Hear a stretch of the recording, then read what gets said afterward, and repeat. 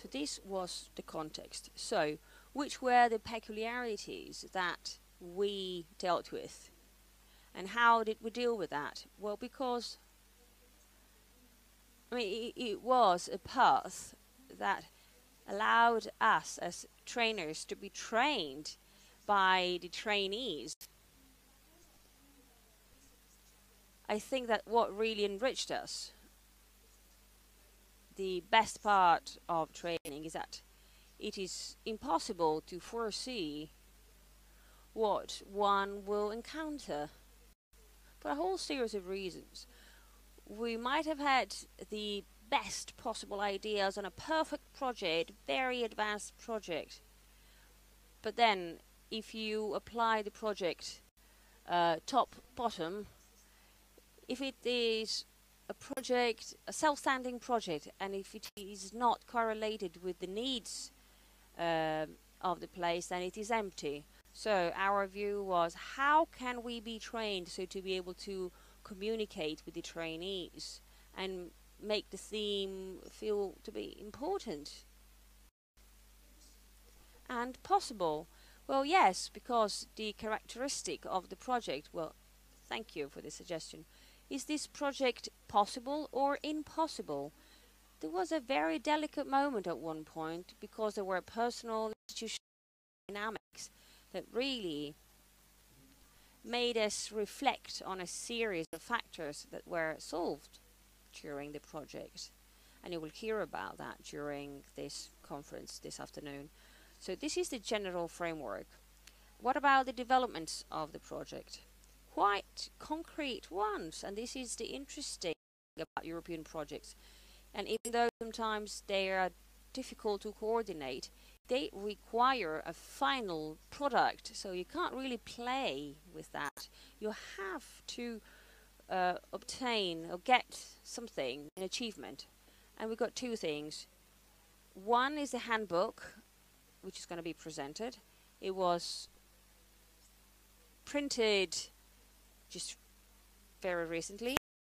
It's German, Italian, French and English, and it describes the famous paradigm, so the model, and also the interesting idea that I think came out of the project is that the product itself, that is a handbook, describes a process which may be assessed by people, by externals and internal people.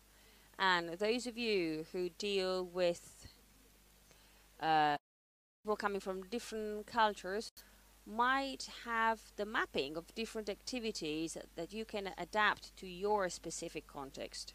So this handbook will be available online. My colleague Björn Lawrence will tell you in detail about that. And the second outcome is the creation within the administration of a specific center for immigrants to provide welcoming and information, and it is an interinstitutional center.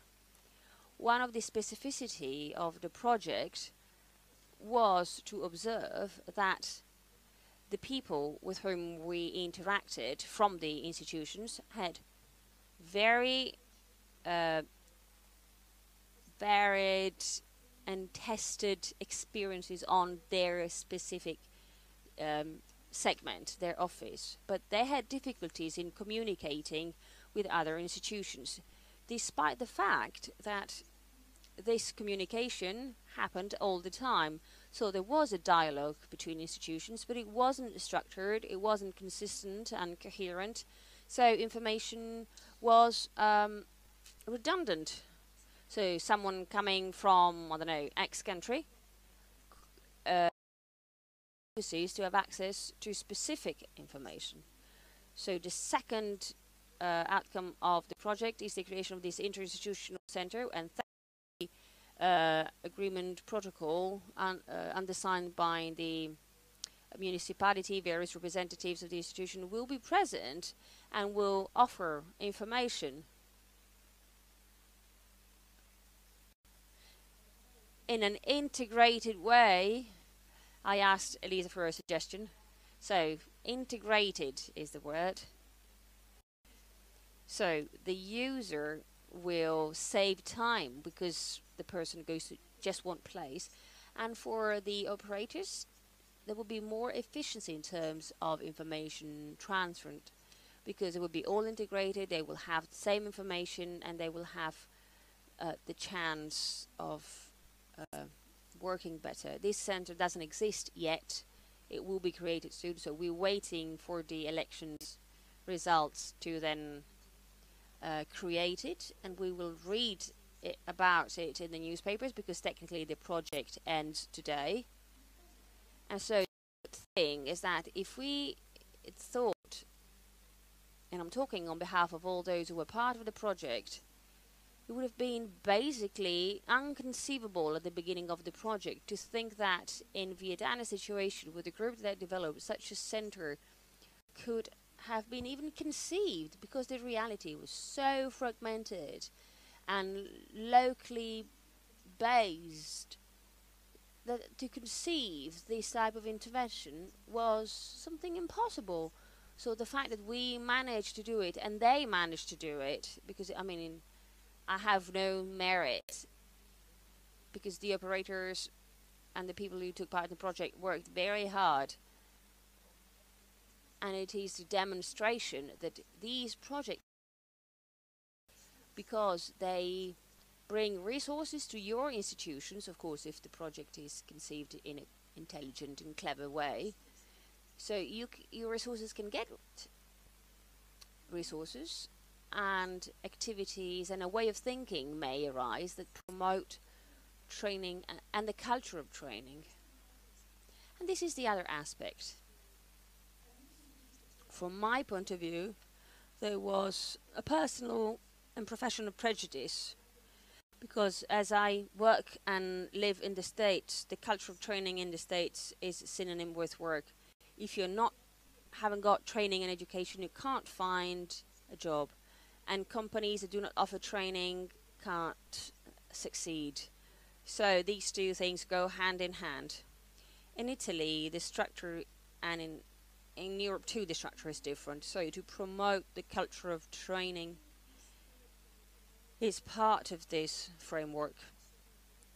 But it requires a strategic approach in this reality, and this type of project are a real driving force. We have to promote a certain strategy, but it is also true that without an integration, even though these projects may be efficient on a short term, they can't have an impact on the long term. So, by way of conclusion,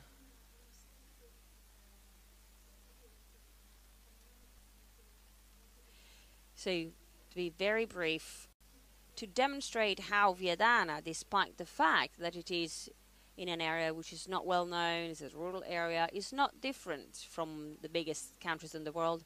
2 weeks ago I was in the States for a training course, and as you know, in the States there's a great enthusiasm for the death of Osama. You know, there's a great enthusiasm, there are pictures around, and I guess you've seen the picture of the that has been released by the White House with Hillary Clinton, Obama. I think you've seen that, the only picture that they released.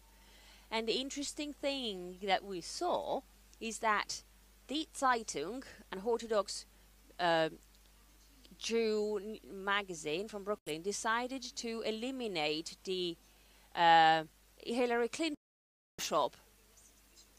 So in the Situation Room, where big decisions are taken, Hillary Clinton wasn't there, according to the Zeitung, this Orthodox Jewish magazine. So during the training, this thing has become problematic, because the intercultural aspect of reality is very pressing, according to whoever sees the picture and the event itself. So, therefore, the idea of perception of the Zeitung, when they were asked, how could you take Hillary Clinton away from the picture. How could you do that? And they said, we did it because our magazine doesn't publish pictures of women, and because even if we did it out of respect for Hillary Clinton, we couldn't have done it because the photograph was too sexually explicit.